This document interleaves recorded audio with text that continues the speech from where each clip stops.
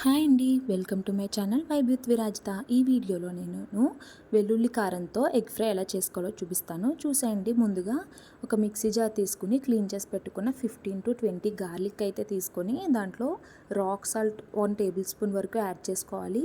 And 15 to 20 తీసుకున్నాం కదా, దానికి ఒక 3 టేబుల్ స్పూన్స్ కారం అయితే మినిమం సరిపోతుంది. అండ్ కారం మీకు ఎక్కువ తక్కువ కావాలి అనుకుంటే మీ చాయిస్ బట్టి కారం వేసుకోవాలి. నేనైతే 3 టేబుల్ స్పూన్స్ వేసి బాగా మిక్సీ అయితే చేసేసుకోవాలి. పక్కన పెట్టుకున్నాను. తర్వాత ఆనియన్స్, మిర్చి, అలాగే కరివేపాకు, అల్లం వెల్లుల్లి పేస్ట్, అలాగే మసాలా ఇందాక దంచి పెట్టుకున్నాం కదా, అది 3 ఎగ్స్, ఆవాలు, జీలకర్ర తీసుకుని పక్కన పెట్టుకోవాలి. ఈలోపు ఒక పాన్ తీసుకుని పాన్ ప్రీహీట్ అయిన తర్వాత ఆయిల్ అనేది ఒక 3 టేబుల్ స్పూన్స్ ఆయిల్ అయితే సరిపోతుంది. ఆయిల్ అనేది ఒక 3 టేబుల్ స్పూన్స్ వరకు వేసి ఆవాలు, జీలకర్ర వేసుకొని కొంచెం ఫ్రై అయిన తర్వాత సన్నగా తరిగి పెట్టుకున్న కరివేపాకు కూడా వేసుకొని ఒకసారి ఫ్రై చేసుకోవాలండి. కొంచెం పచ్చివాసన పోయిన తర్వాత ఆనియన్స్, అలాగే గ్రీన్ మిర్చి వేసుకొని కొంచెం ఫ్రై అయిన తర్వాత కొంచెం సాల్ట్ కూడా యాడ్ చేసుకుని గోల్డెన్ బ్రౌన్ కలర్ వచ్చేంత వరకు ఫ్రై చేసుకోవాలి. ఇప్పుడు ఒకేలాగా కారంతో కాకుండా ఇలా వెల్లుల్లి కారంతో కూడా చేసుకుంటే చాలా బాగుంటుంది. ఒకసారి ట్రై చేయండి.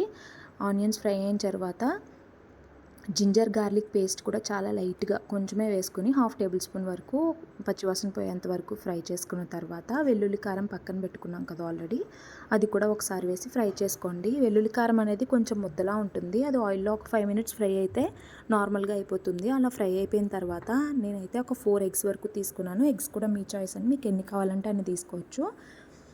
ఎగ్స్ యాడ్ చేసుకున్న తర్వాత ఎగ్స్ని కదపకుండా అలానే ఉంచేసి ఒక 5 minutes ఒక మీడియం ఫ్లేమ్లో పెట్టి బాయిల్ అవ్వనివ్వాలండి. 5 minutes తర్వాత చూసారా, హాఫ్ బాయిల్లో అయిపోతుంది. నేనైతే 4 eggs తీసుకున్నాను కాబట్టి 4 parts వరకు చేసుకొని రివర్స్ కూడా తిప్పుకున్న తర్వాత రివర్స్లో కూడా ఒక ఫ్రై అవ్వనివ్వాలి 5 minutes వరకు.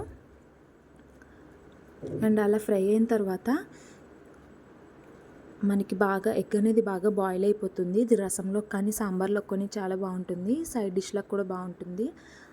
అలాగే వెల్లుల్లి కారం కొంచెం విందులో వేసుకున్నాం కదా, ఆ మిగిలిన వెల్లుల్లి కారం కూడా వేడివేడి అన్నంలో నెయ్యి వేసుకుని తింటే చాలా బాగుంటుందండి. ఎవరైనా ట్రై చేయాలనుకుంటే ట్రై చేయండి.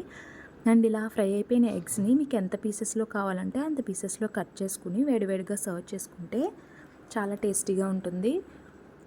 ఎవరైనా ట్రై చేయాలనుకుంటే ట్రై చేయండి. చాలా క్విక్గా కూడా అయిపోతుంది. అలాగే ఈ వీడియో నచ్చితే లైక్ చేయండి, షేర్ చేయండి, సబ్స్క్రైబ్ చేయడం మర్చిపోకండి. See you in the next video. Bye bye.